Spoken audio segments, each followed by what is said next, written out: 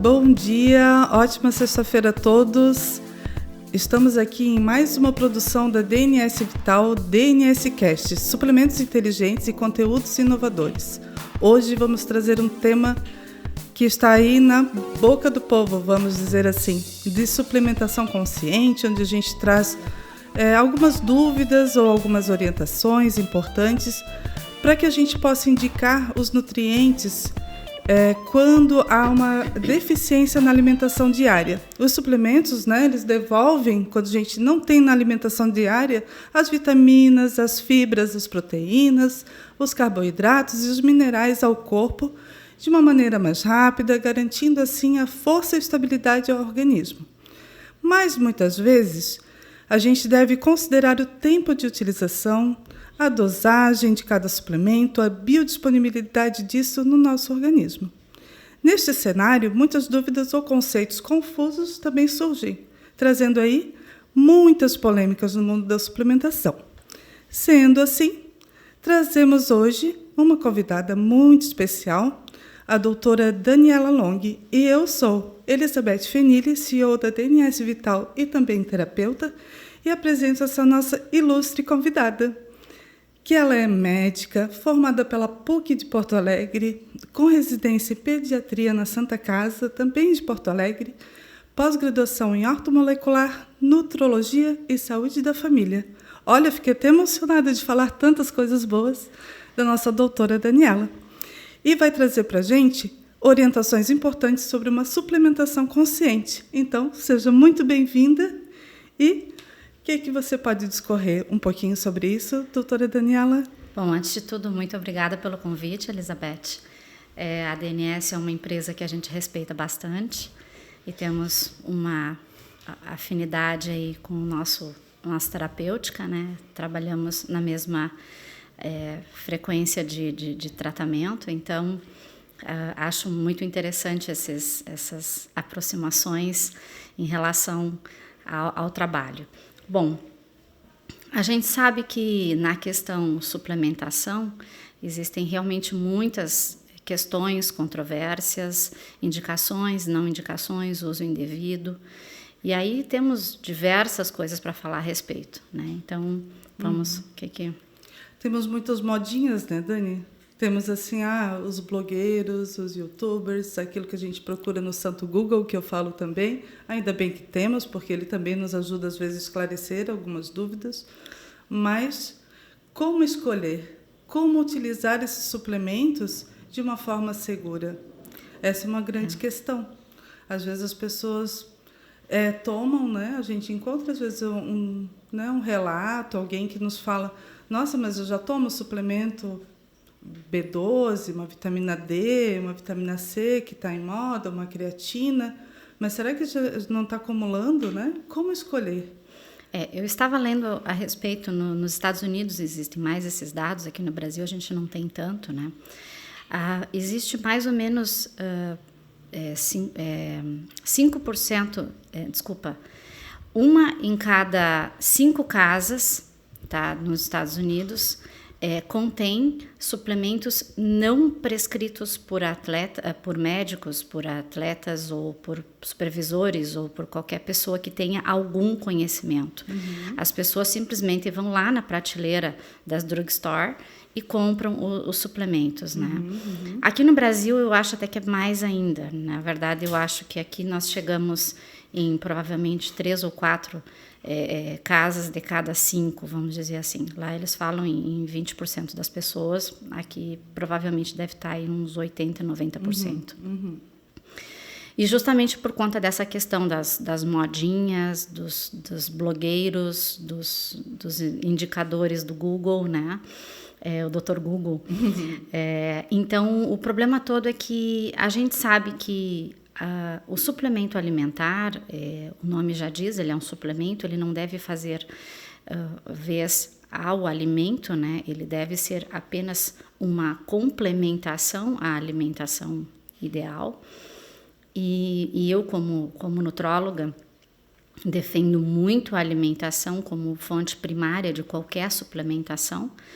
Então, você precisa uma vitamina C, então vamos primeiramente priorizar essa vitamina C alimentar e não uma vitamina C sintética.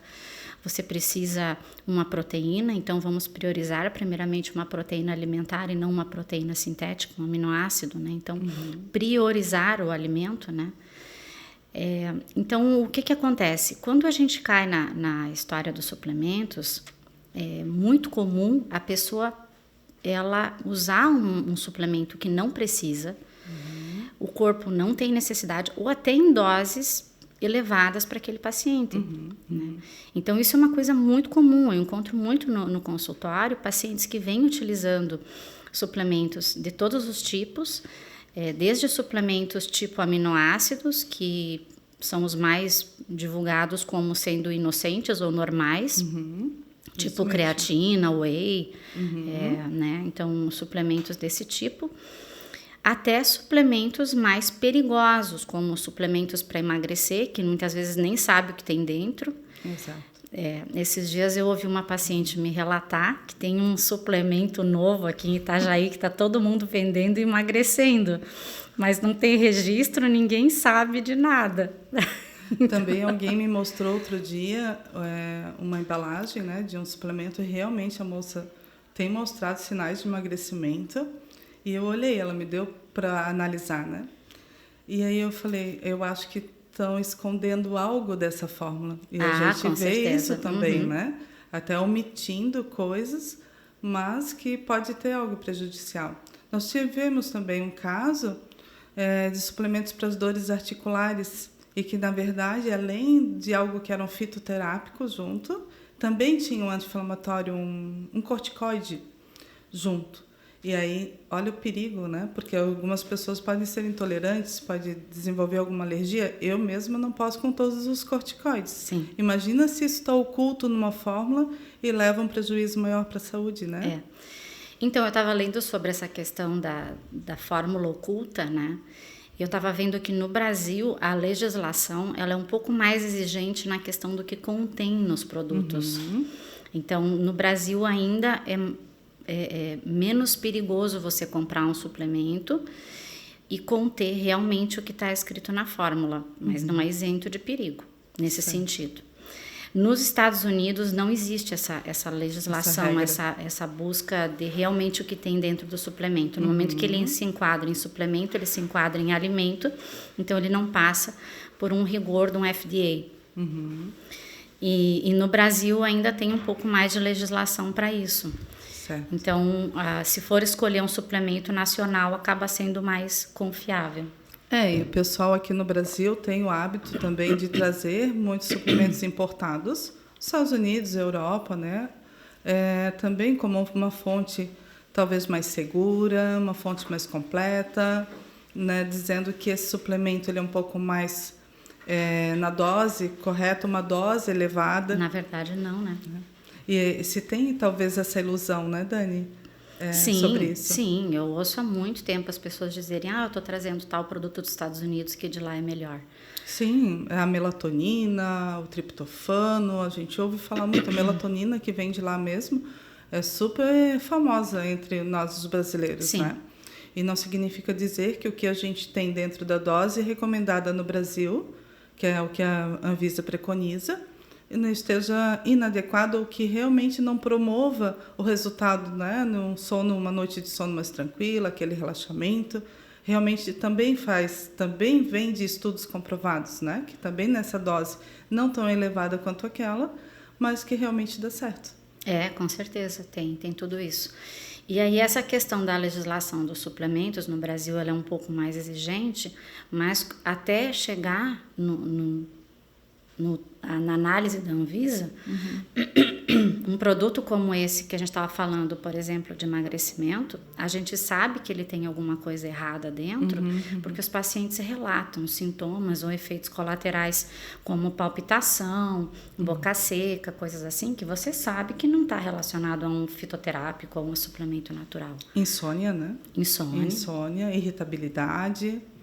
O estômago, talvez com um pouco mais de sensibilidade, o intestino também. Isso. Geralmente são que as pessoas relatam quando tomam esse tipo de produto que não se tem uma origem segura, né? Uma origem de laboratórios com nome, né? Com reputação, com credibilidade, com registro na Anvisa, ou pelo menos já com toda a rotulagem, que hoje a Anvisa está super detalhista nesse sentido e nos fazendo trabalhar em favor dessa informação para o consumidor final.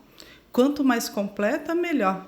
Então, a gente aqui, né, quanto indústria, também não foge dessa regra. A gente tem, às vezes, uma dificuldade no tempo de adaptação dessa fórmula, uma nova normativa, mas a gente sabe que quanto mais informação, mais consciente estará o nosso consumidor e mais seguro, e o que a gente geralmente pensa, né? Vamos entregar resultados, vamos entregar realmente algo com qualidade e com segurança ao nosso cliente, né? Isso eu acho algo muito sábio, pensar dessa forma, né? Sim, com certeza.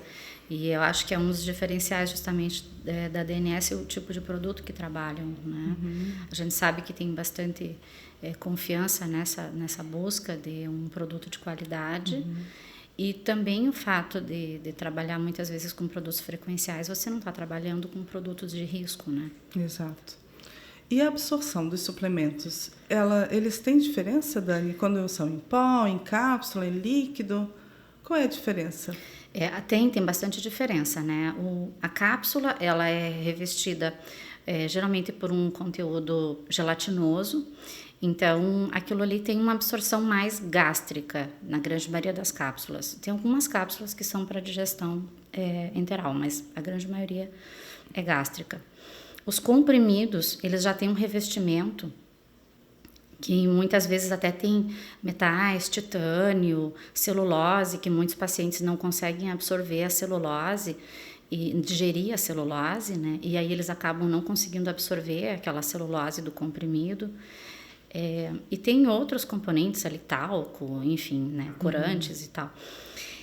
E o comprimido, então, ele acaba tendo uma dificuldade maior de absorção, e ele pode ter uma absorção gástrica ou enteral também, intestinal, conforme o comprimido. O líquido e o pó, ele não tem essa característica, né? Então, o líquido e o pó, eles vão ter uma absorção já mais facilitada, a nível gástrico mesmo, na grande maioria das vezes. E a vantagem do líquido, ele tem o veículo, que muitas vezes o veículo é água, né? Não é alcoólico, né? Dependendo do produto, mas na grande maioria o veículo é água. Então, entra tudo tranquilo no estômago, a absorção. Às vezes tem os produtos sublinguais, que a gente sabe que a absorção é melhor ainda, né? Quando você distribui ele na mucosa oral, a absorção também é melhor para muitos produtos.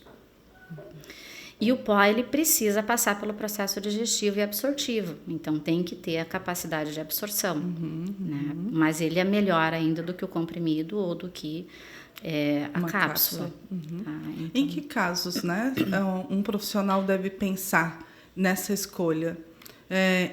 Quanto tempo, né? Às vezes eu preciso, talvez, de um tempo maior para fazer essa absorção do nutriente. Então eu não posso dispensar a ação do meu aparelho digestório. Em que casos, Dani, a gente deve fazer essa diferenciação?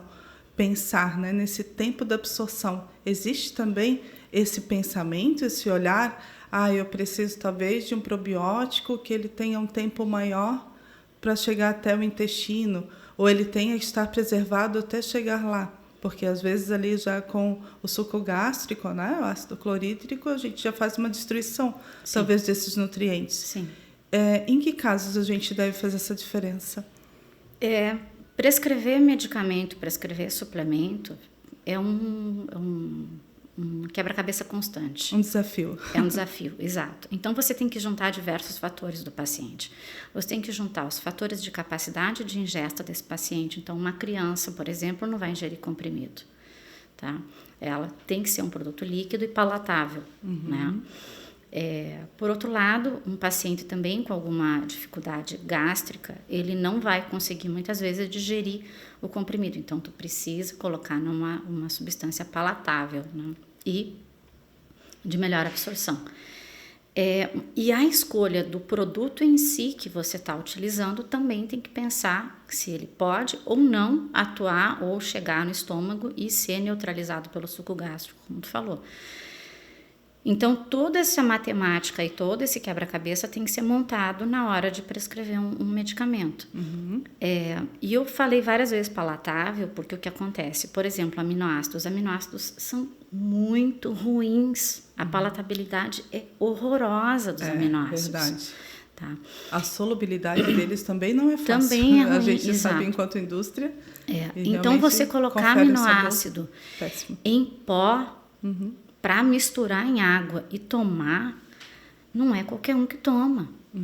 Sabe? O paciente ele tem que estar muito consciente, muitas vezes, que ele precisa daquele suplemento. E você tem que orientar e ele tem que estar... É ruim, mas é bom. Boa, é isso aí. Sabe? Ele tem que fazer careta e entender que ele precisa daquele suplemento. E já quando você cai na linha de um líquido frequencial, alguma coisa com a frequência do aminoácido, a gente sabe que não tem essa característica, né? A palatabilidade é boa. E ainda aqui nós não falamos dos injetáveis, porque também existe a suplementação injetável. Né? Sim. Os injetáveis também você acaba tendo uma via de absorção muito superior, né? Então, você coloca direto endovenoso ou intramuscular. Então, essa absorção, ela não passa por processos digestivos, então você tem uma absorção muito, muito, muito superior. Mas, infelizmente, esses protocolos injetáveis são para poucos, né? Então, também porque o preço não é tão convidativo, né? Não é tão popular. E também somente para casos especiais se recomenda algo injetável, né? Sim. Uma carência muito grande. Então, isso deveria ser o correto, né? Inclusive é o que a lei manda, né? Você indicar o suplemento endovenoso somente para paciente que está com uma carência ou uma deficiência comprovada naquela produto em si, né? Então, você tem uma anemia por deficiência de ferro, você usar um ferro endovenoso, ok.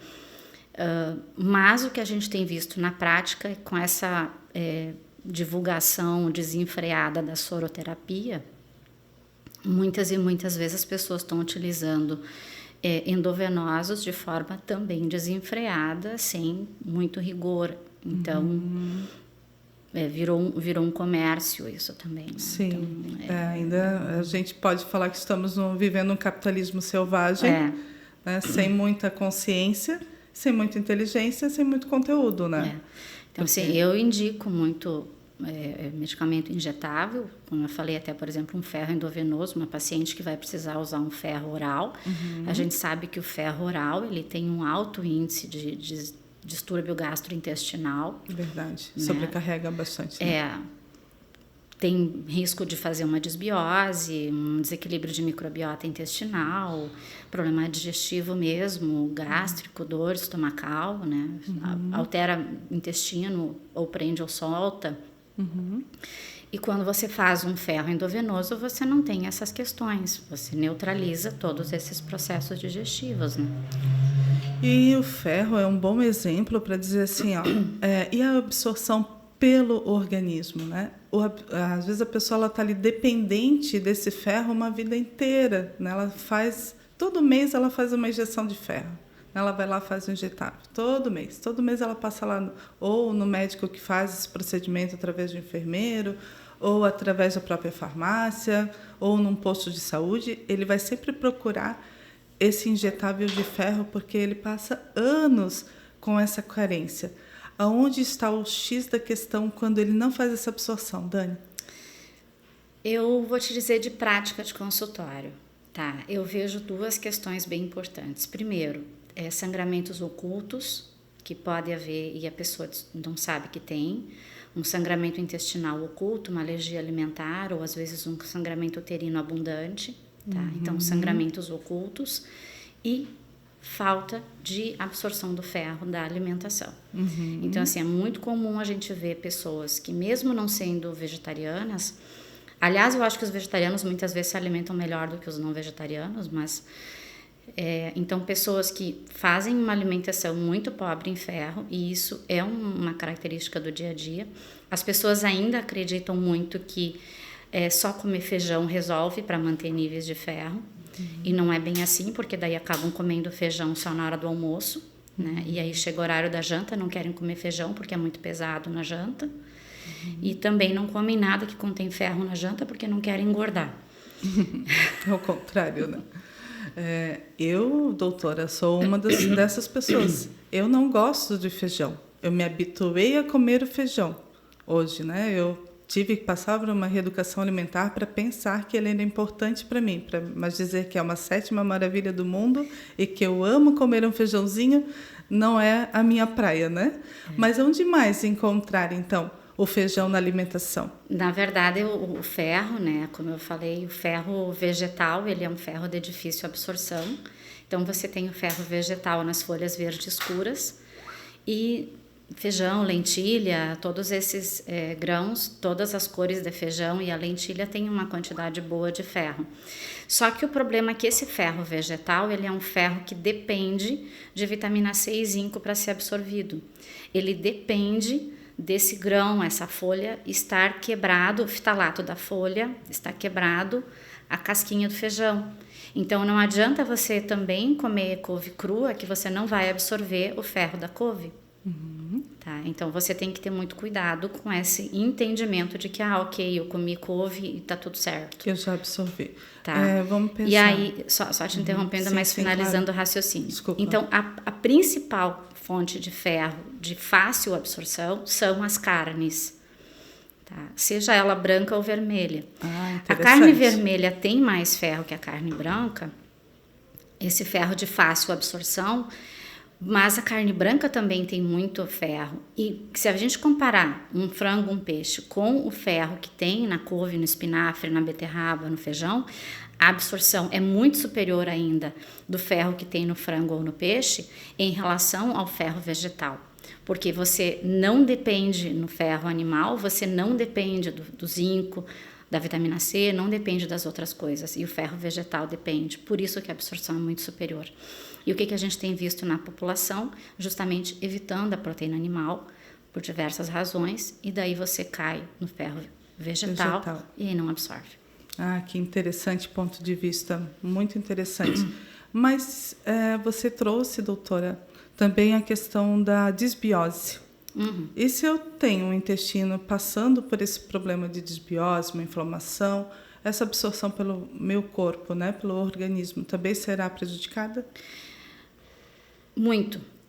A desbiose, esse desequilíbrio de microbiota, né, ela começa afetando primeiramente o trânsito intestinal. Então, alguns pacientes têm aceleração do trânsito, outros têm constipação, então o trânsito fica lento ou até mesmo parado.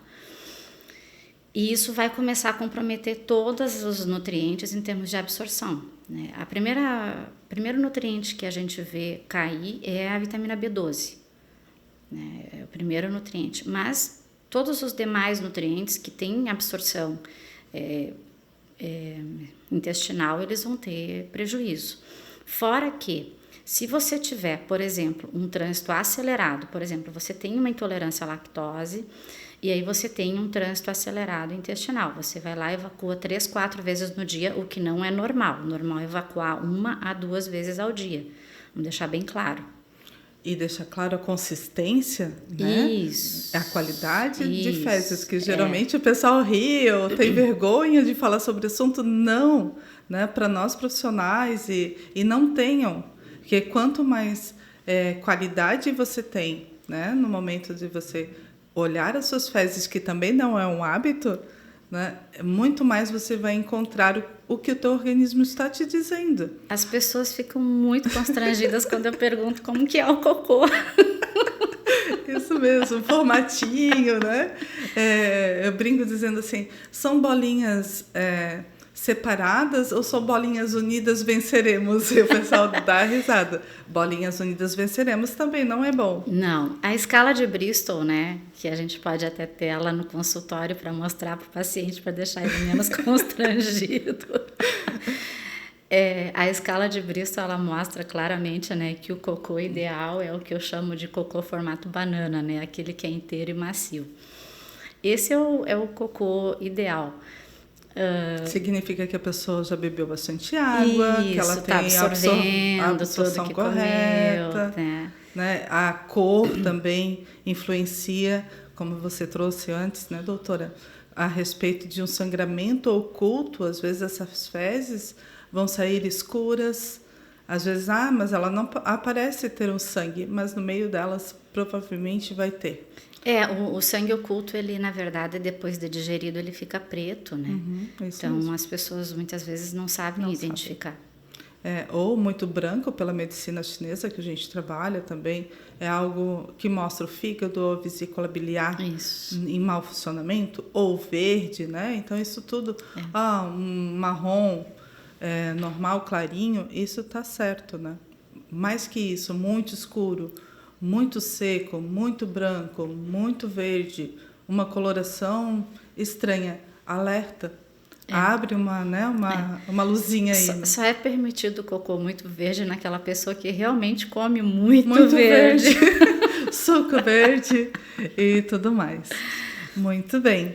Mas pensando também, né, nessa qualidade de fezes, aquilo que a gente faz como, né, excreção e que estamos eliminando, a interação com outros medicamentos também pode influenciar. Sim. Existem hoje em dia, bem conhecido, já bem estudado, interações de diversos medicamentos com suplementos teoricamente inocentes, por exemplo, cúrcuma, aloe vera, picão preto. Eu vi um comentário da interação do picão preto nos Estados Unidos com algum produto que eles têm lá, agora não me recordo o nome, que é muito utilizado nesses suplementos para emagrecimento. Tá? DMA, eu não me lembro o nome químico dele. E aí isso trazendo, né, risco aumentado de insuficiência hepática, e fora que seria, no caso, a falência do órgão do fígado, né? E fora que, sim, os suplementos, eles também podem interagir até com medicamentos como medicamentos psiquiátricos, antibióticos e outras coisas que podem ser muito importantes. Então, usar suplemento de maneira indiscriminada também é um risco muito grande. Doutora, mas é normal, é natural. Como eu brinco às vezes, veneno de cobra é natural também, mas mata. Boa. Adorei. Isso aí, veneno de cobra, isso mesmo. Né? E é um antídoto, né? Se for pensar que ele também é remédio. Depende da dose, exatamente. Depende da dose, isso mesmo. Então, isso a gente tem que ter muito cuidado, sim, né? Como você disse, depende da dose, o suplemento, ele vai ter um efeito positivo ou negativo. Você pode também desenvolver uma sensibilidade alimentar ao suplemento. Mas eu tô tomando só a cúrcuma, como eu citei, né? E não tem como ser alergia à cúrcuma. Claro que tem. É possível. Você pode ter alergia à pimenta, à canela, a gengibre, a qualquer outra coisa. Então, por que você não vai ter alergia a uma cúrcuma, Eu tenho uma paciente que tem alergia à vitamina D, uma coisa mais louca do mundo, nunca tinha visto. Mas, enfim, né? Tem alergia. Aí você vai dizer, como que faz, então, para suplementar? Vai para o sol, não tem outro jeito, né? Porque, na verdade, todos os suplementos são produtos químicos, né? Os suplementos que a gente conhece em farmácia, né? Gente tem que fazer um cálculo, né? Uma bioquímica e uma biofísica da interação com esses medicamentos, fazer um cálculo muito consciente e verificar que cada caso é um caso. Acho que isso é muito interessante trazer. Porque assim, o suplemento parece genérico para todo mundo que vai dar certo, mas não.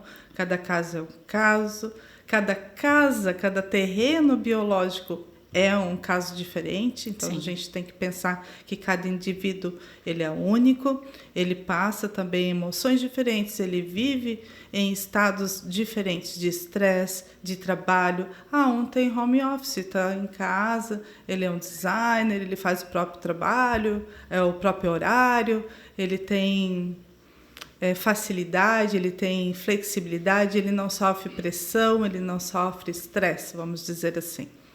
Mas aquela pessoa que ela tem prazo, que ela tem meta, que ela está com alguém sempre no pé dela cobrando, como vai estar esse corpo, né? Olha, diferentes corpos. O cara que está sempre na praia, se exercitando, está lá junto da natureza, surfando, talvez ele tenha outro nível de pico de estresse e que possa também facilitar Vamos até começar na pelo básico, né? A quantidade de água que ingere. Exato. No trabalho, às vezes se esquece de fazer isso, né? O básico, a quantidade de água que ingere já muda muito a absorção dos nutrientes. Então, é muito complexo isso, com certeza. E é interessante a gente, às vezes, até pensar um pouco como prescritor, né? Essa questão do não correr o risco de você sobrecarregar o teu cliente, né? Então, eu tenho muito esse cuidado na questão da prescrição. Eu vejo, às vezes, alguns colegas fazendo umas prescrições gigantes, assim, com um monte de suplementos juntos, muitas vezes na mesma cápsula. É claro que não na mesma cápsula, porque não vai nem caber, mas vai acabar caindo em 2, 3 cápsulas e o paciente acaba tomando aquelas 2, 3 ao mesmo tempo. E alguma coisa vai estar interagindo com alguma coisa, né? Isso, e também eu costumo dizer que é humanamente impossível administrar mais de 5 produtos ao dia. Ou, no máximo, 8, vamos dizer. As pessoas não dão conta. Não. A gente tem como prática, a gente verifica e vê as queixas que as pessoas dizem: eu não dei conta e desisti do tratamento. Também Ela acontece. tem que prestar atenção na prescrição de suplementação, medicamentos, e ela tem que prestar atenção no que a Nutri disse, no que o nutrólogo disse, e seguir também um cardápio de alimentação que muitas vezes é bem complexo. Tem dias que tem um grão de bico, outro dia tem uma lentilha, outro dia tem uma panqueca, outro dia... são coisas que são elaboradas, as pessoas às vezes não têm tempo, né? E aí, trabalhar com as 2 prescrições ao mesmo tempo é um pouco mais difícil no dia a dia, não é, Dani? E olha, eu vou te dizer, sim, é extremamente difícil. E eu vou te dizer que nem só a questão de trabalhar com 2 prescrições diferentes, a da Nutri e as prescrições de suplementos, eu diria que a própria lembrança dos suplementos e horário de tomada, e muitas vezes o paciente não tem a rotina ainda de tomar o suplemento naquele horário, o medicamento, e acaba esquecendo de tomar, e daí depois fazem uma confusão, aquele que é para tomar de manhã acaba tomando de noite, e daí dá interação com o da noite. Então, eu acho muito perigoso também esse excesso de suplementação por conta disso, né? É difícil que a pessoa consiga manter uma constância. E aí, o próprio prescritor sabe que o resultado no futuro, né, com o acompanhamento desse paciente, não vai ser encontrado como um todo, porque realmente a pessoa acaba não tendo possibilidade de acompanhar isso tudo. E abordamos aí a questão do horário. Você trouxe, né, doutora, sobre a questão de horários. Suplementos, eles têm horários específicos para serem tomados? Como funciona isso? Sim, os suplementos têm horário específico para ser tomado, principalmente diante da questão ingesta alimentar. Tá? A gente sabe, por exemplo, que suplementos que são chamados lipossolúveis ou oleosos, né, lipofílicos, eles são mais absorvidos diante de um alimento gorduroso no estômago. Então, uma vitamina D, por exemplo, ela tem uma absorção melhor se você tiver com um alimento que tenha gordura também no estômago. Um ômega 3, ele também tem uma absorção melhor se você tiver um alimento que também tenha gordura junto no estômago. Tá? Então, as vitaminas lipossolúveis A, D, E e K, elas têm essa melhor absorção com essa característica. Então, desse veículo oleoso junto para serem absorvidas. As vitaminas hidrossolúveis, que seriam as demais, elas não têm tanta dependência de alimento. Porém, o zinco, ele é extremamente bandido. O zinco é um suplemento que ele tanto atrapalha a absorção do complexo B, quanto ele dá muita náusea quando tomado tomado sozinho em jejum, desculpa. Então, ele tem que ser tomado junto com refeição, porém longe de complexo B. Então, isso às vezes dá um nó na hora da gente fazer a prescrição, porque você não pode fazer a combinação do zinco com o complexo B na mesma fórmula. E o paciente tem que entender isso na hora de tomar, porque você vai lá e coloca na receita. Tomar o zinco meio-dia e tomar o complexo B na janta. Ele olha, é tudo janta, é tudo comida, vou tomar junto. Aí você diz, como é que você está tomando? O apressadinho, né? Aquele que não tem paciência de, eu vou ter que esperar até lá. Não, já estou aqui, nesse momento, vou comer aliás, uma das coisas mais comuns que existem é não se ler receita, né? Hoje em dia, a leitura está mais deficiente. Nós estamos muito imediatistas, né, Dani? Então, o que está no olho, o que está na mão, o que está próximo, nós estamos mais ou menos a coisa mais comum acelerar. Não se ler receita. Então, você coloca o ômega 3. O ômega 3, por exemplo, tem muito paciente que, quando toma ômega 3, tem um pouco de dificuldade e fica arrotando aquele gosto de peixe, do óleo de peixe, né? É verdade. Então, a gente fala, olha, você vai lá, escreve na receita, imediatamente antes de comer ou durante. Aí o paciente vai lá e toma de manhã em jejum. Aí ele reclama para você que ele passou o dia inteiro conversando com a cápsula. Com óleo de peixe. Eu digo, poxa, mas eu anotei imediatamente antes ou durante a refeição, não é nem após. Se alguém já também experimentou abrir uma cápsula de ômega 3, você vai sentir bastante esse cheiro. E eu experimentei fazer isso com os bichos também, passando ômega para os meus pets. Meu Deus, o pelo estava com cheiro de peixe. Então, para ter uma noção de como é tão forte realmente, né? Que ele tem essa concentração grande e a importância de estar junto dos alimentos. Né? Então, a questão também do horário, também tem os fitoterápicos, né? Que também tem uma relação muito importante com o horário. Então, por exemplo, você pega um fitoterápico que é indicado para regular estresse, por exemplo, um ashwagandha, uma rhodiola rósea, é mais interessante, por exemplo, a rhodiola rósea, você utilizar ela de manhã, a ashwagandha você pode até utilizar à noite. Aí o paciente pega e diz para você, e aí eu vou lá, ponho numa formulação, por exemplo, um paciente que está num esgotamento, eu ponho um licorice junto, que é para dar um estímulo de adrenal. Aí eu coloco horário para tomar de manhã, no café da manhã. Daí ele diz assim para você, doutora, eu não consegui tomar aquela cápsula que era de manhã, eu tô tomando ela de noite. Daí tu pensa, caramba, tá dando estímulo de adrenal de noite. Vai acontecer o quê, Dani? Então, a gente vai ter piora do quadro clínico, né? A gente não vai ele vai ter problema com sono, vai ter mais insônia e vai piorar o quadro clínico, né? Sim, porque vamos pensar em termos gerais, adrenais, né? As suprarrenais, elas são as baterias do nosso corpo. É assim? Elas dão uma força. A glândula da luta e fuga, né? Então, para você atuar no teu dia a dia ali, lutando contra o leão e fugindo dele, né? Então... por exemplo, né, aqui no laboratório nós também temos esses suplementos todos às vezes juntos em uma mesma formulação, mas eles quando eles já são líquidos, já tem um empurrãozinho da tecnologia, já sabe que a absorção ela vai ser ampla porque são sublinguais e também a gente dá o direcionamento daquele pequeno sistema, daquele pequeno órgão que vai ser direcionado com a tecnologia quântica, então a gente sabe que há entrega. Exemplo, eu tenho deficiência de tireoide, eu tenho tireoidite Hashimoto desde a infância. Eu venho recuperando a minha tireoide há 1 ano, fazendo o meu hormônio normal, né, que é a levotiroxina sódica, e eu faço logo em seguida, eu dou 1 horinha ali, uma meia hora, e em seguida eu tomo um suplemento chamado tireoide, que é aqui do laboratório, e incrível, né? A minha tireoide conseguiu crescer. Ela estava sendo suprimida, ela estava sendo diminuída e ela conseguiu crescer.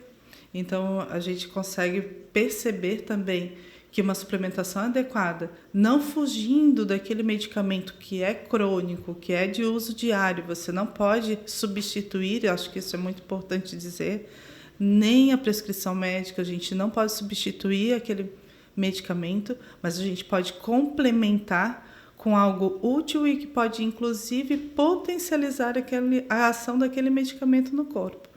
É assim que também você pensa, doutora? Sim, eu penso assim e penso além. Muitas e muitas vezes o paciente não pode usar o medicamento.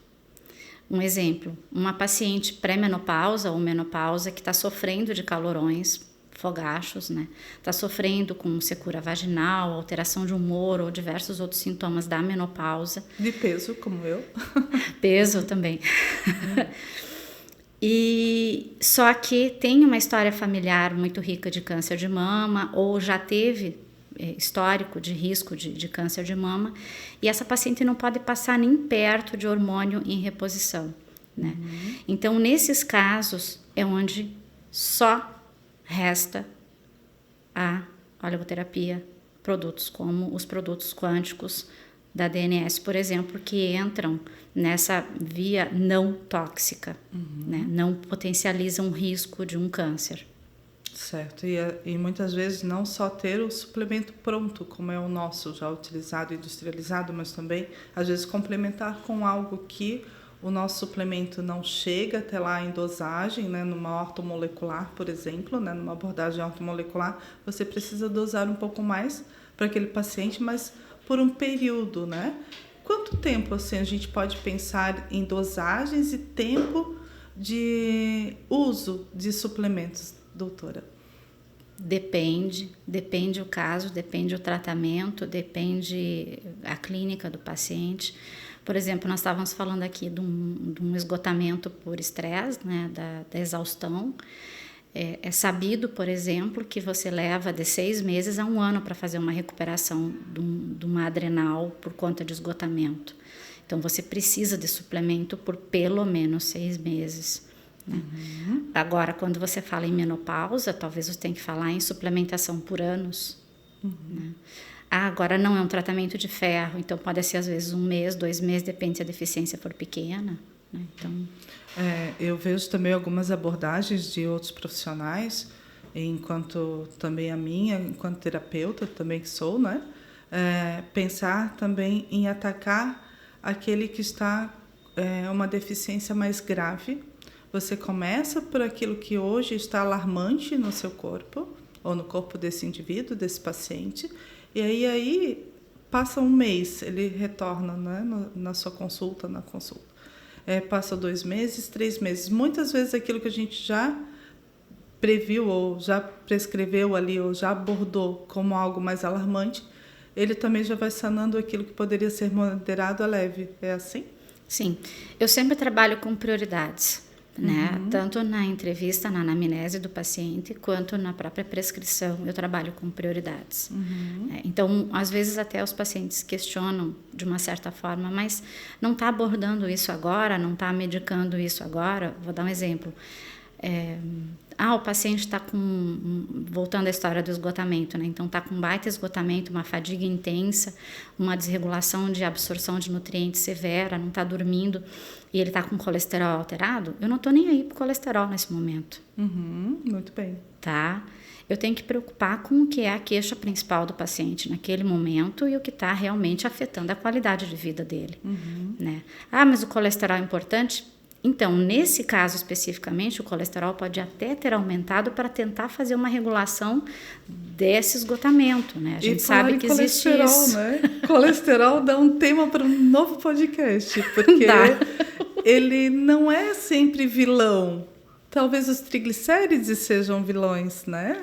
Sim. Muito mais do que o colesterol. Então, fica o convite já para um próximo debate sobre o colesterol e triglicérides e tudo que a gente precisa também tomar cuidado aí, né?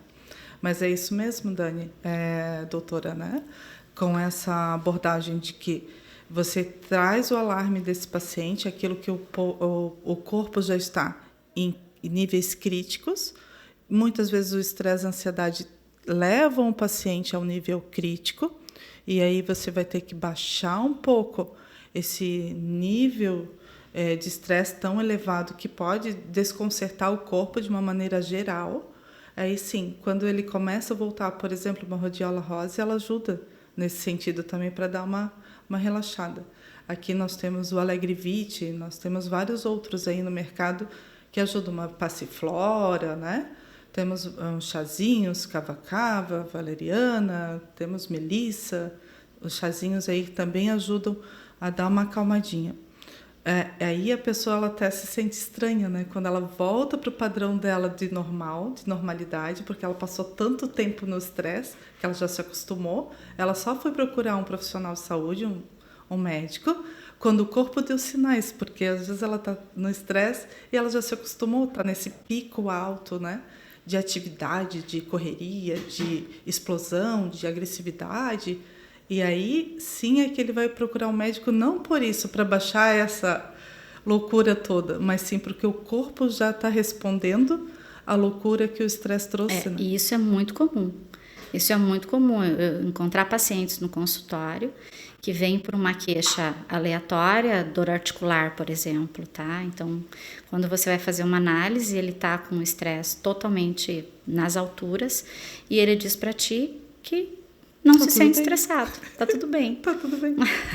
Assim como as pessoas em depressão, às vezes elas também não notam, às vezes elas também não assumem e dizem, eu não tô louco. Não, gente, depressão pode ser até um resultado de estresse elevado, de traumas vividos, uma série de coisas, né, Dani? Deixa eu voltar numa questão aqui que eu queria ter comentado antes, da questão da segurança dos suplementos, né, que a gente estava começando justamente falando sobre isso.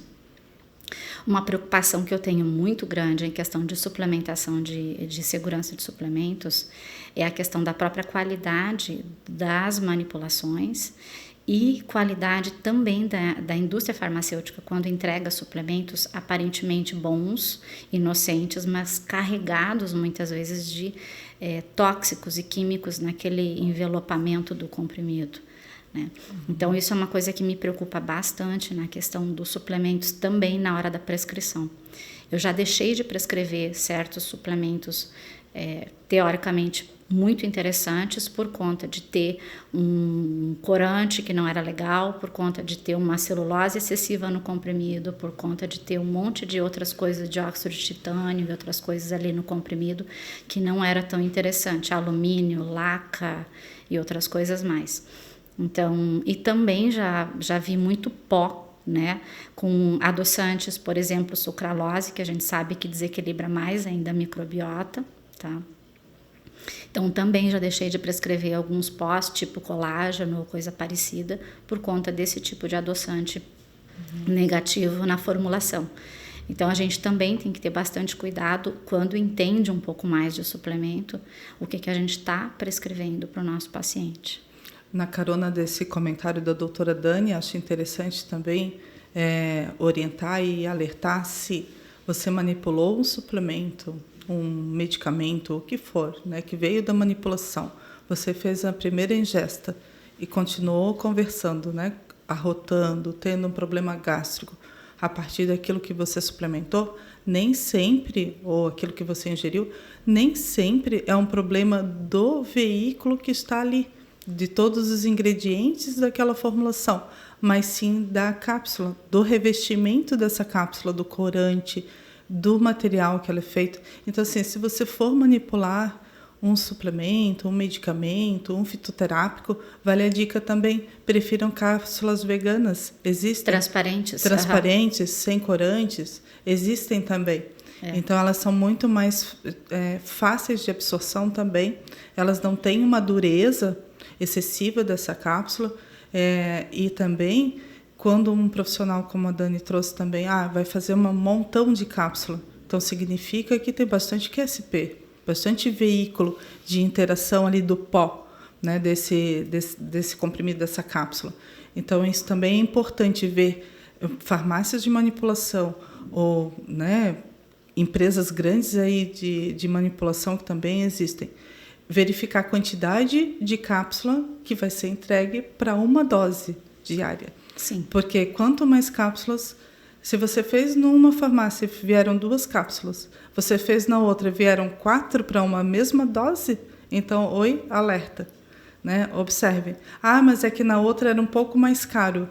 Opa, O caro, às vezes, é qualidade. A gente sabe, né, que tudo que vem para a indústria farmacêutica de manipulação também são ativos importados de diversos países, diversas empresas mundiais. Então, existe diferença de qualidade. Sim. Né? E, assim, existe diferença desse volume total também no produto. Então, muitas e muitas vezes você pega um produto que é um pouco mais caro por conta da qualidade do produto. Né? Então, você paga filé mignon, preço de filé mignon, você paga carne segunda, preço de carne segunda. Exatamente. Então, a gente tem que ter esse cuidado, esse olhar. Às vezes o barato sai caro, então é importante também ter esse cuidado. Superdosagem, né? Sobredosagem, toxicidade. A gente já falou um pouco sobre toxicidade. Quais parâmetros a gente pode considerar nesse item, Dani? Aqui é muito complexo, mas assim, a primeira coisa, superdosagem e sobredosagem geralmente está relacionado com a automedicação. Tá? Dificilmente um profissional da área da saúde vai prescrever algum suplemento em superdosagem ou sobredosagem para um paciente. Dificilmente. Somente realmente se ele não tiver total conhecimento de tudo que ele está prescrevendo. E toxicidade tem a ver com outros fatores que não só do conhecimento do produto, tem a ver também com a interação e com muitas vezes o que o paciente está utilizando. Vou dar um exemplo para você. Ontem eu atendi um paciente que me deu, como eu digo, 3 frios na barriga, que 30 dias após, nem não deu 30 dias, 20 dias após ele vir à consulta, ele me encaminhou os exames, e ele é do interior do estado e me encaminhou os exames. E aí ele começou a relatar que estava com uma dor de cabeça muito forte e tal. E eu fui revisar a prescrição dele. Eu disse, nossa, mas não tem nada aqui que dê muita dor de cabeça. Estava achando muito estranho. Aí ele disse assim para mim, doutora, eu esqueci de contar para a doutora que eu tomo remédio para hepatite B. E eu, ui. Que legal, esse fígado tu já tá super... pobrezinho, né? Sabe? Super sobrecarregado. Então, o que eu na hora imaginei? Alguma coisa que eu passei deve ter interagido com o medicamento que ele usa da hepatite B e que não foi avaliado porque ele não tinha me relatado. E é muito comum no consultório o paciente não te relatar que está usando tal coisa. Então, esses dias também eu atendi uma paciente, fiz toda uma prescrição ali com suplementação para melhorar a absorção óssea na questão da osteoporose. Quando ela chegou em casa, ela me disse, doutora, mas eu já estou usando esse. Eu, Isso mesmo, eles não lembram? Já tivemos um caso assim também. Tinha um senhor que ele tomava 3 medicamentos para pressão e um diurético, que geralmente é aconselhado, né, junto. E aí ele tinha, ao lado do pescoço, no rosto, na orelha, bolhas. Ao redor do pescoço era algo que parecia que até fervilhava, sabe? Algo muito inflamado, como pústulas. Uma farmacodermia, provavelmente. Isso, como se fosse uma dermatite muito grave. E fizemos um tratamento no primeiro dia, no segundo dia, e aí me ocorreu de perguntar, tem mais algum medicamento dessa lista que vocês passaram aqui que está faltando? Que a esposa sempre ia acompanhando. E o homem sempre esquece um pouquinho mais, né? E ela falou, me parece que está. Daí eu falei, olha, dá uma olhadinha, chega em casa e me avisa para ver o que é. E, de fato, tinha desses medicamentos, um deles trazia esse tipo de reação adversa. E daí nós tentamos ficar ali 2, 3 dias sem o medicamento e realmente diminuiu muito essa alergia, esse quadro, né? E aí, sim, daí recomendamos ir a um cardiologista. E aí esse cardiologista trocou toda a medicação. 1 mês depois, nós vimos essa pessoa novamente. Essa pessoa ela tinha outra feição, outro rosto. Inclusive, virou um homem mais bonito, porque a gente não conseguia nem ver quem ele era, como a aparência. Já estava totalmente desfigurado, sabe? Algo, assim, para mim foi o caso mais chocante que eu tive com relação à reação adversa de um medicamento. E ontem também vimos aqui uma solicitação no laboratório com relação ao quadro de alopécia, mas com pústulas, com bolhas no couro cabeludo. E aí eu já falei, né? olha, dei uma olhadinha em quais medicamentos a pessoa toma e se um desses medicamentos ou suplemento, o que ela toma, se pode estar causando ou algum também embutido. Porque quem faz uso de embutidos pode ter esse tipo de reação também, né, em couro cabeludo, em pele e tudo mais. Porque os conservantes todos que tem no alimento desse pode estar causando mal para o seu corpo, né? Na verdade, tu entrou num terreno bem complexo agora, né? Porque todo medicamento ele pode interferir com o alimento químico, né? Os químicos da alimentar, né? Os corantes, os conservantes. E isso as pessoas não levam em consideração. Né? Elas entendem que estou tomando um medicamento ou um suplemento e tudo bem, né? Então, mas existem interações. Até a gente já entrou num outro ponto, né? Que são esses riscos e efeitos colaterais daquilo que nós tomamos, daquilo que nós nos alimentamos, dos nossos hábitos, porque de repente passou lá no doutora Dani, que prescreveu um detox, como nós temos aqui, e todo um programa de detoxificação, e de repente essa pessoa ela continua se intoxicando porque ela não está respeitando, né? Ela não consegue sair do hábito dela fácil. É uma troca, é um exercício, é um passo a passo que não é num estalar de dedos. Não conseguimos mudar assim do dia para a noite. Parece, a gente nem vai entrar no mérito de ilusões de dizer, olha, façam isso, vão para esse caminho, é fácil, é simples assim. Não. Então, assim, é um hábito. A pessoa quer detoxificar, ela precisa, né, o corpo já está dando os alertas, mas não é fácil. Aquela cervejinha, né? Aquele vinhozinho, aquele embutido. Refrigerante. Porque sempre o que engorda, o que faz mal é muito convidativo. É muito gostoso. E aquela tentaçãozinha, mas eu estou um mês sem nada, devo lá comer um pouquinho, não tem problema. O corpo já diz assim, ei, eu não quero mais, você já tinha me eliminado, não dá mais. E aí a pessoa ela sente todos esses riscos aí, efeitos colaterais. Fora que realmente, como tu disse, né, tem muitas pessoas que são viciadas em certos alimentos, porque o alimento é um vício, né? O alimento, de várias formas, ele se torna um vício, né? E esse vício alimentar, ele vai muitas vezes bater de frente com o que a gente deseja que ele faça e ele não vai fazer. Você diz, olha, você tem que parar de tomar aquele refrigerante de cola, e ele vai dizer para ti, legal, eu paro, mas na primeira oportunidade ele para num restaurante e pede aquele refrigerante de cola, né? Eu fico perplexa quando eu olho alguém tomando algo de cola, diet light. Ai, misericórdia. Piorou, né? Eu também não posso tomar isso, porque converso com aquele aspartame, tudo que tem ali de adoçante, uma tarde inteira eu fico passando mal. Eu já não tomo refrigerante, né? Mas se tomo, se não há outra opção, já sei que vou passar mal. Eu não tomo refrigerante, acho que desde criança, apesar de ter sido criada por uma família de distribuidores de bebida, a gente tinha refrigerante se quisesse, à vontade, em casa. Na mesa. Na mesa, se quisesse, mas nós não criamos esse hábito, graças a Deus. E então, para mim, refrigerante é uma coisa que não precisaria existir. Mas a gente sabe que as pessoas acabam muitas vezes tendo esse descuido, né, na combinação de alimentos e sem saber, muitas vezes, o que está acontecendo. Sabe que quando a gente investiga alergia alimentar, muitas e muitas vezes o alérgeno ele foi a combinação de algum químico alimentar.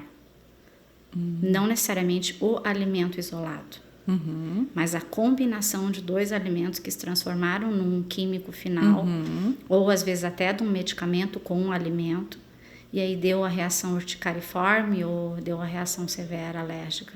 Sim, nós também aqui encontramos bastante casos de dermatites, de fazer fissuras, né, na pele da mão, né, principalmente na mão, nos pés ou nos joelhos, geralmente nas extremidades, ou cabelo, couro cabeludo, ou uma seborreia em excesso, uma alopécia, né, ou realmente uma irritabilidade que passou já em vários profissionais também não encontram, né, Dani?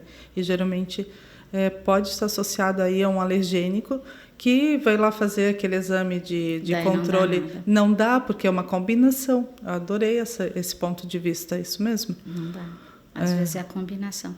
E me entristece muito ver o padrão alimentar das pessoas hoje em dia. Nós temos observado, eu e meu marido, né, Haroldo, sempre observamos, vamos ao shopping, vamos ao supermercado, vamos dar uma volta no centro da cidade, o quanto as pessoas estão com sobrepeso, muito sobrepeso, corpo inflamado, pessoas lentas, né, pessoas letárgicas que não têm disposição. Meu Deus, né? Mas eu não falo nem só nas pessoas que estão com sobrepeso, Beth. Eu falo com as pessoas que muitas vezes estão com peso adequado, mas que comem só besteira e porcaria. Que não comem. Eu tenho como eu ainda faço um pouquinho de pediatria, eu tenho alguns pacientes pediátricos que estão com a saúde toda desregulada, com colesterol alto, triglicerídeo alto, alteração de tireoide, você vai ver, tem um monte de desregulação. As crianças são magras, secas. Aí a mãe diz, ai doutora, mas ele só quer comer a bolachinha, só quer comer o iogurtinho, só quer comer a besteirinha. Uma batatinha frita de pote. O pacote lá do salgadinho que ele abre, ele não quer comer uma comida, ele quer tomar refrigerante, não quer tomar um suco. Daí você pergunta, tá, mas por que você deixa comer? E por que você tem isso em casa? Mas é o que ele come, é o que ele aceita comer. Aí você chega numa fila de supermercado, é o que as pessoas estão comendo e consumindo também, né? Então, por isso que eu digo que eu me entristeço muito, porque eu não tenho visto as pessoas comer comida de verdade. Comida de verdade dá trabalho, né? Achei interessante e lembrei também de um episódio que nós vimos e ficamos apavorados e vontade de falar algo para a família e não pudemos, né? Claro, imagina se a gente vai intervir nesse ponto. Nós fomos ao shopping, nós vimos um bebezinho num carrinho de bebê, não tinha um ano e meio talvez, sendo alimentado com refrigerante, com batata frita e com hambúrguer. Já vi muito isso. E não é de agora. E eu pensei, e essa criancinha já era bem obesinha, tá? E eu pensei, meu Deus, né? O que será no futuro? E a família toda com uma característica bem terrível também. Daí você entra de volta na questão da toxicidade. Porque daí esse tipo de alimentação, o que vai fazer? Vai sobrecarregar fígado. Né? Vai sobrecarregar fígado e sobrecarregar vias renais, porque também tem muito sódio. Aí você vai lá e você vai usar um suplemento ou vai usar um alimento, um suplemento ou um medicamento. Esse suplemento ou medicamento que vai ser utilizado, ele vai ter passagem pelo fígado ou até pelas vias renais. O que vai acontecer? Se esse rim já está sobrecarregado, se esse fígado já está sobrecarregado, você vai ter interação. Então, a interação ela não acontece só de medicamento para suplemento. Ela acontece com esse monte de química e porcaria. Sim, aquilo que nós trouxemos no início, nós temos que trabalhar a biofísica e a bioquímica das coisas. Sim. E também você trouxe as crianças, né, de hoje em dia. Mas essas crianças se exercitam? Essas crianças têm uma vida que tínhamos há tempos atrás. Como é o hábito? No outro podcast nós trouxemos esse tema. Qual é a epigenética? Qual é o ambiente? Quais são os hábitos desse paciente? Até a gente trouxe, né, que é importante, acredito que também tenha sido uma das suas abordagens durante a tua anamnese. Qual é o horário que se come? Qual é o hábito que você tem no teu dia a dia? O que essa criança faz? O que esse adulto faz? O que esse senhor, né, esse idoso, esse aposentado, qual é o hábito dele? Qual é o padrão? O que a família traz para dentro de casa? Eu tive também o caso de uma moça, há um tempo atrás, querendo fazer uma dieta, querendo emagrecer e voltar para hábitos saudáveis. Ela tinha um sabotador dentro de casa, que era o próprio marido. Ela fazia aquela saladinha, o franguinho à noite, na janta. Ele vinha, isso não parece que me saciou. Isso aqui parece pouco. Que miséria de comida. E ficava falando no ouvido dela. Ela um dia chorou relatando isso. E ele vem daqui a pouco, pede um lanche, pede uma pizza, pede um queijo derretido. E aí, tadinha, né? Ela acabou também não resistindo. Não conseguiu terminar. Ela foi 1 ano tratando, mas depois ela desistiu, porque a tentação estava... O inimigo morava ao lado, né? A tentação estava ali, né? Os obsessores da dieta, eu digo... Eu tenho um sabotador dentro da minha casa e eu posso dizer que é difícil se controlar na dieta nesse sentido, porque é complicado. Reuniões de amigos e tudo, né? Remete ao que não é saudável, né? Mas, enfim, né? Para a gente ir concluindo, a importância, então, né? A gente falou aqui, já resumindo um pouquinho, de suplementos de fontes confiáveis, de manipulados, também de empresas sérias, de indústrias sérias, e temos várias no mercado. O Brasil, como nós também trouxemos, a Anvisa, por ser super exigente, faz com que as empresas no Brasil também sigam uma linha de maior seriedade. Então, nesse sentido, a gente pode dizer que se são indústrias que já estão num padrão, num patamar, né, de qualidade, de também orientações, seguir as orientações da regulamentação, geralmente a gente pode ter confiança, segurança de que realmente faremos a coisa certa. E, além disso tudo que nós falamos, então, o que nós podemos dar assim, dica número 1, número 2? O que a doutora Daniela poderia dizer assim, pensem nisso antes de chegar a um alarme do corpo, pensem nisso quando vocês forem procurar um profissional de saúde. Que dicas, doutora? Básicas. Primeira, tomar água. Isso é bom. Né? Quanto quantidade, de água? 35 ml vezes o quilo de peso corporal. Então, por exemplo, uma pessoa de 100 quilos, 3,5 litros. Tá? Então, a quantidade de água não deve ser muito acima disso, e também não muito abaixo, porque senão vai haver bastante desequilíbrio também no envio de vitaminas, hormônios e até mesmo de oxigênio pelo sangue, né? Porque a gente sabe que o sangue ele tem uma parte plasma que é totalmente líquida, dependente de água, e essa parte aí então depende, a circulação depende disso. O cérebro também depende muito de água, é muito comum a gente ver pessoas com dor de cabeça porque na verdade não tomam água. Então, com certeza, o primeiro suplemento universal seria a água, e água de qualidade, tá? Quando eu falo água de qualidade, eu sugiro vocês procurarem uma explicação melhor do que seria uma água de qualidade, porque isso vale um podcast que eu assisti, inclusive, muito interessante sobre água, tá? Falando sobre o saneamento básico, que é básico e que não trata todas as questões da água. Então, a questão da água seria a prioritária. Segundo lugar, coisas básicas como respirar, dormir, se exercitar. Quanto dormir? Quantas dormir? Horas? Em torno de 7 a 8 horas por noite, mas um sono de qualidade. Né? Isso varia conforme a faixa etária, varia conforme a necessidade pessoal, mas em torno disso. E esse sono tem que ser no horário noturno de total ausência de luz. Não pode ter uma luzinha no quarto sequer, porque senão você bloqueia a melatonina e também é outra discussão. Mas tem que ser sono noturno.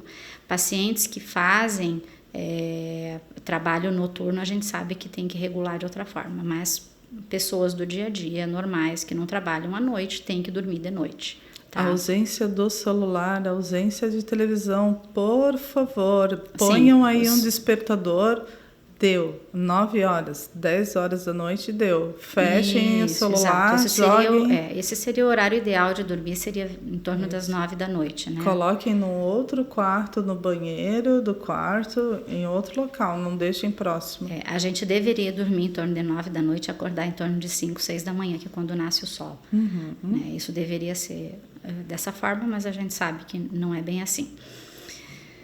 Atividade física, né? Então, entre 150 e 300 minutos por semana de atividade física.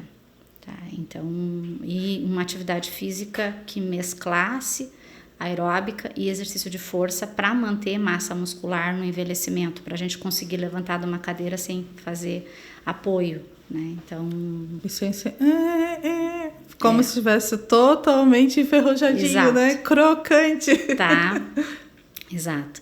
Isso Então, mesmo. esses seriam os pilares da saúde. E daí depois começam, né? Se alimentar adequadamente, dentro das necessidades pessoais e das individualidades. E aí vamos além. E aí, ao meu ponto de vista, depois entram os suplementos. Não consegui fazer todo o ajuste lá atrás, então vamos suplementar.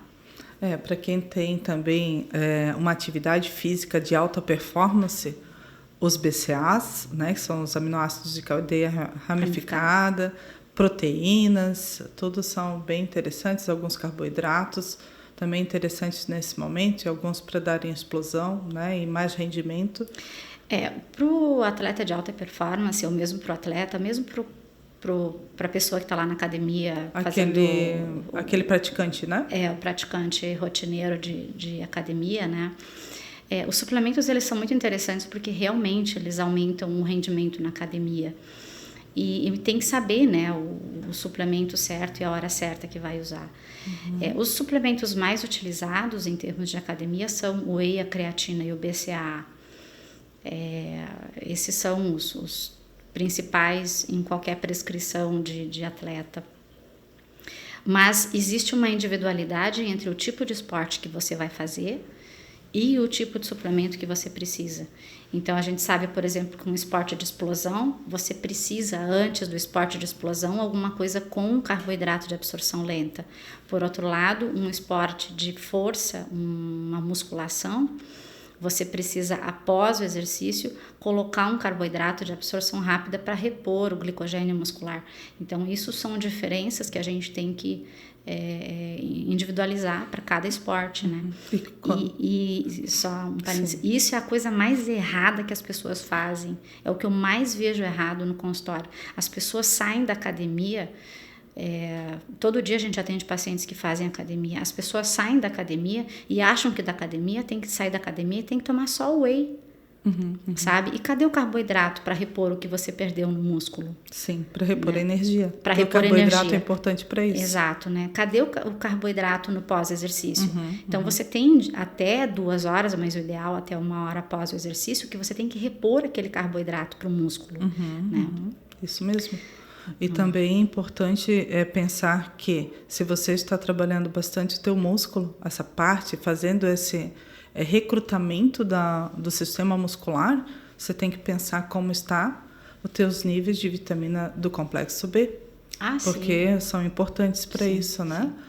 Para não dar cãibra, para uma série de fatores que a gente pode estar elencando aí para a questão dos músculos, porque estiramentos, cãibras, lesões, todas podem ser evitadas se você estiver com níveis realmente desses ativos, né? Dessas vitaminas, desses aminoácidos, realmente fazendo essa entrega para o seu corpo. Isso acho que é muito importante pensar. O magnésio, eu acho que é um dos que mais se perde.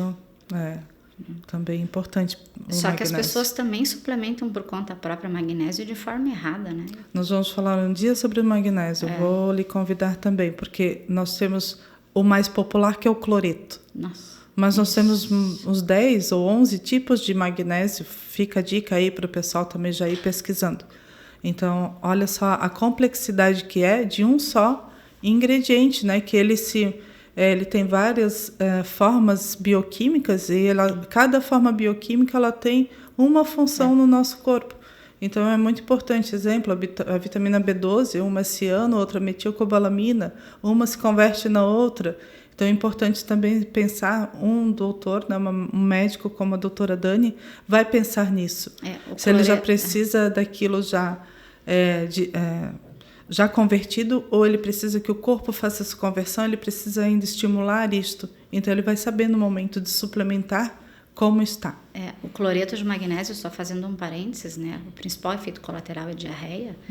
E eu recebo muito paciente no consultório usando cloreto de magnésio por conta própria com diarreia. Sim. E nem sabia que aquela diarreia era do cloreto de magnésio. Sim, porque existe no popular a ilusão, né, de dizer que o magnésio é ótimo para o intestino. Ele é ótimo para o intestino, mas quanto tempo?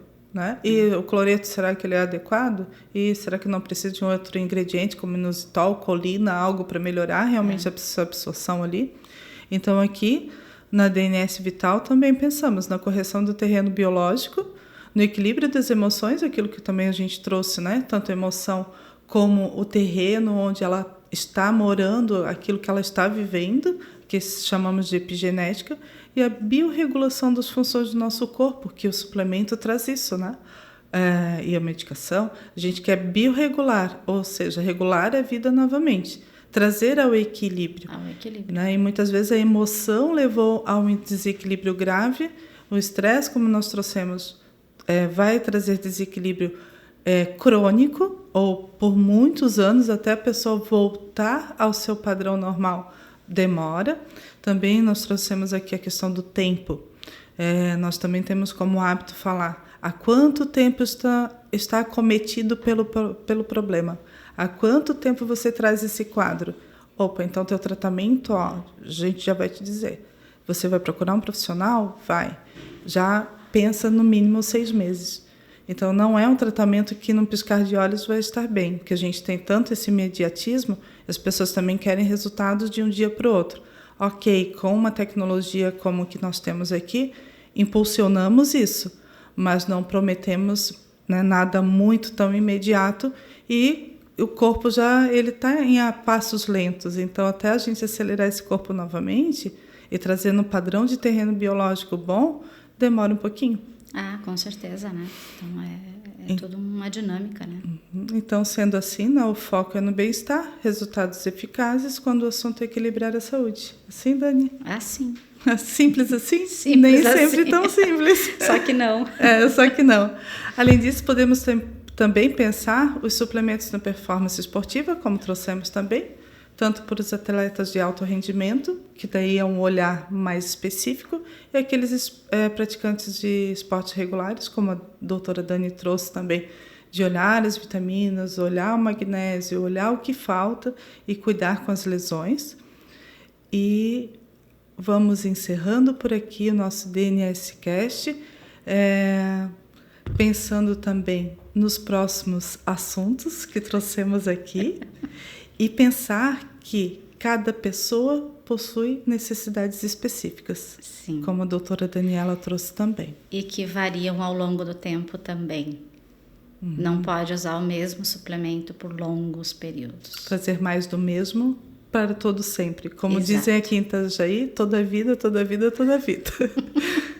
E vamos nos despedindo desse podcast de hoje, já deixando o convite para a doutora Daniela estar conosco em outros episódios, trabalhando aí talvez o colesterol, a insônia, a ingesta de água. Achei muito interessante essa questão da ingesta de água.